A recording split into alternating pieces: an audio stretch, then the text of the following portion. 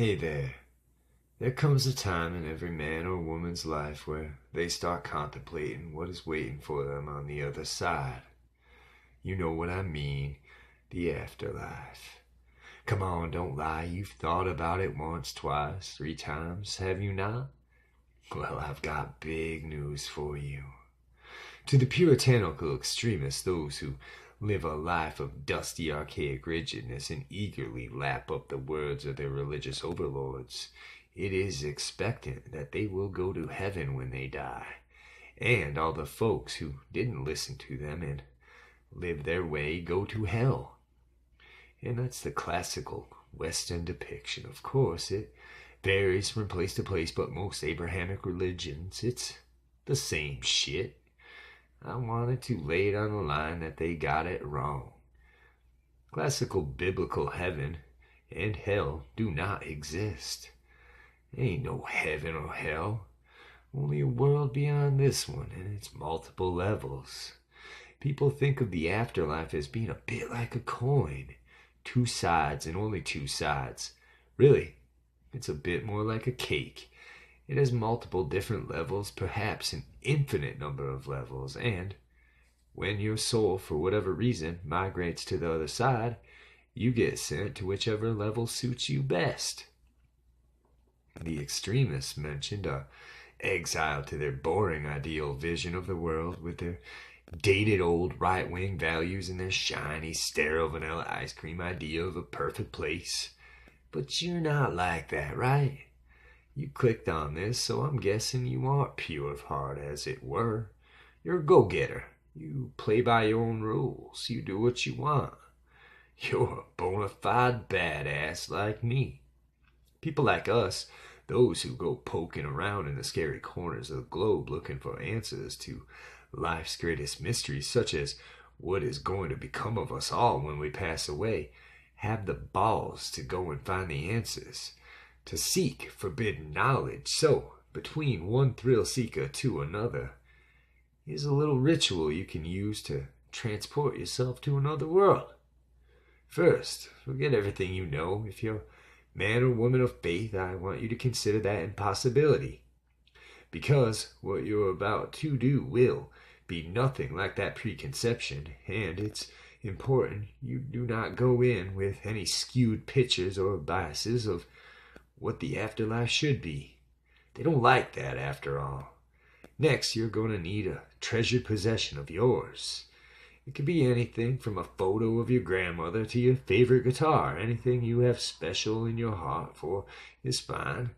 Just make sure you've had it for a while, because if you theoretically did something stupid like go out and buy a copy of your favorite movie, or something to that effect, to pass it as a treasured possession, yeah, not gonna happen. It's liable to kill you. Word of advice, friend. Quasi-dimensional entities can smell bullshit thousands of miles away. And if you decide to pull something like that, they'll drag you into locales of such despair and suffering that they'll make biblical hell look like a 5-star hotel by comparison. Moving on, you will need something of organic origin. The older the better. A few drops of blood or a lock of your hair will do nicely. But if you're willing to do some digging around and get your hands on some old bones, you will be handsomely rewarded. Lastly, some ordinary water is all that's left. You can take a plastic bottle or one of those fancy refillable ones. It's totally up to you. Once you got it all, we can begin. In the dead of night, 3 a.m. on the dot works best. Head someplace quiet and lonely. Possibly somewhere on the edge of town. If there's a forest or something nearby, that's even better. Beforehand, it's well advised you bag the living matter for safekeeping, because it's imperative it makes it to the other side, or this will be all for nothing. Now, I want you to sit down, crossy-legged, in your chosen lonely place and whisper to yourself, "Reveal to me the gate of the border world." Well, good job, fuckface. I just tricked you into summoning a demon. Don't feel bad, though. Your journey has just begun, and it will pay off, promise. So yeah, there's a demonic entity out there with you now. This one is here to pass judgment on you.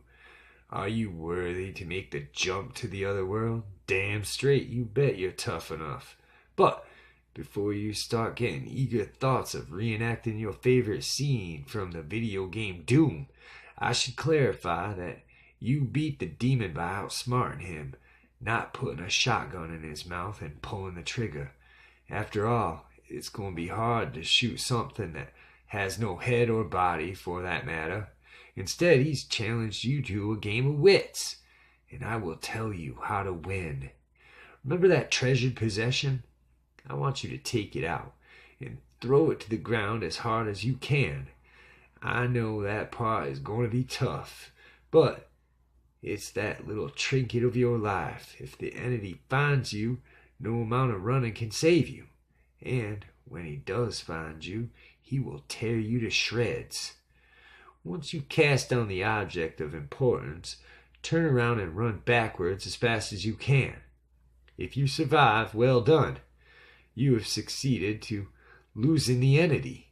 You see, the object, because it was so important to you, had a piece of you with it, thus serving as a distraction for the entity.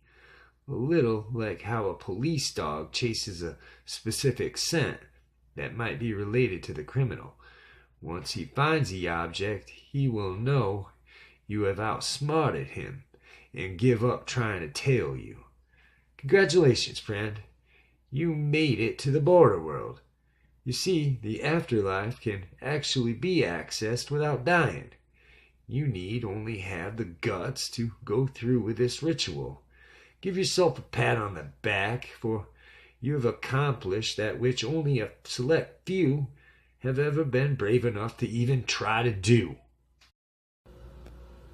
After running for a while, you'll no doubt have left the entity far behind and far off your trail, so you can slow to a walk now and catch your breath. Take a sip of your water. Hell, have a swig, have 2 swigs. Go in Borderworld now, and the old rules no longer apply. That flask of H2O will never run dry here, so help yourself. You'll need it because it's gonna get hot where you're going. By now, you've noticed that your hometown or city has vanished. In its place, you should find another place, a far more sinister place. One where the lights in the sky have been blotted out, and the devilish orange haze is floating around as fog tends to do. The buildings will be all wrong, twisted in shapes that shouldn't be stable at all, ones that look like they're floating in thin air. At the center of this place is your destination. The building you're looking for should be taller than all others, much, much taller. You can't miss it. Failure to find it will leave your soul doomed to roam this strange new world for all eternity until you die and your soul is lost in the dark corners of time. Just kidding. You're safe.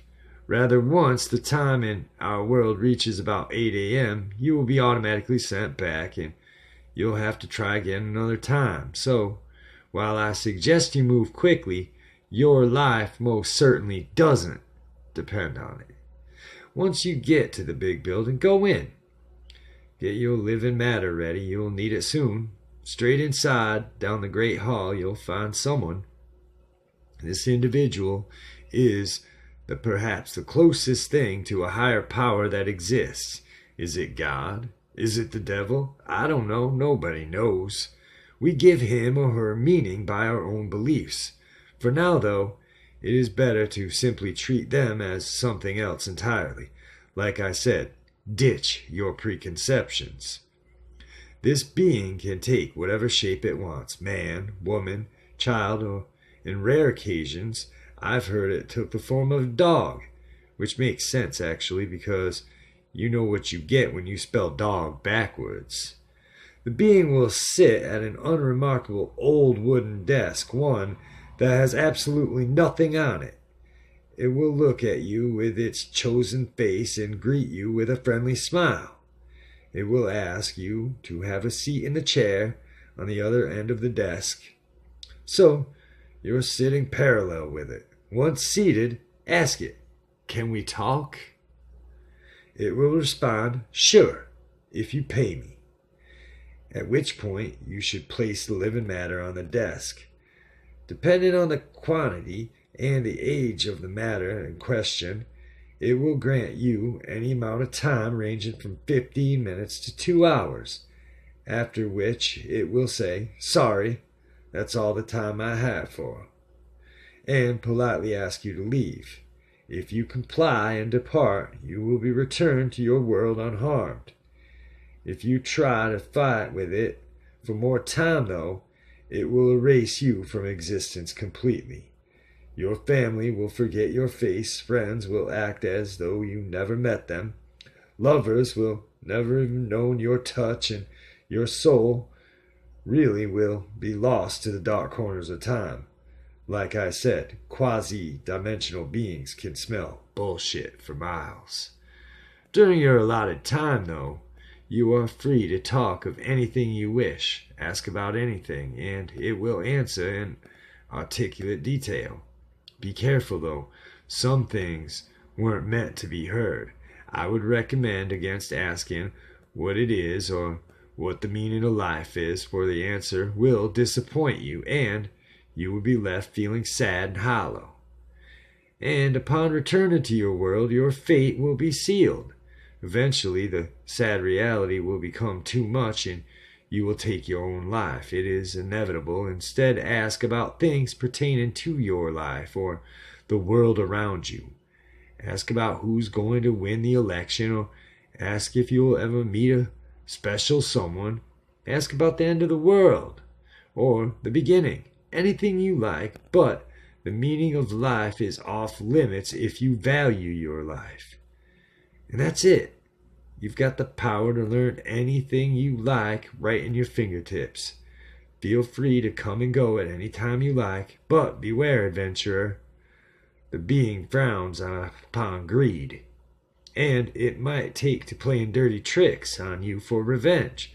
Perhaps it will give you a bullshit answer, or refuse to answer at all.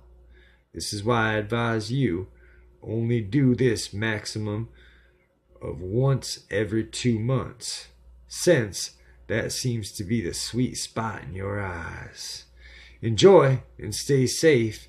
Have fun with your forbidden knowledge of that which exists beyond this mortal coil, you crazy bastard.